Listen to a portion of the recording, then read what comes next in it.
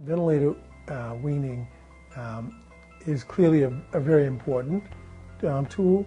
It's really important to have patients practice with the decreased amount of support. We attempt to get everyone off the ventilator. There's a patient, for example, who's been here 7 years. We started working with him. One of the therapists said to me, "I think he can be weaned," so we tried it. And after 7 years, he's off the ventilator. Come see us in action. We're all available and can talk to them at any point and help them make a decision about coming here.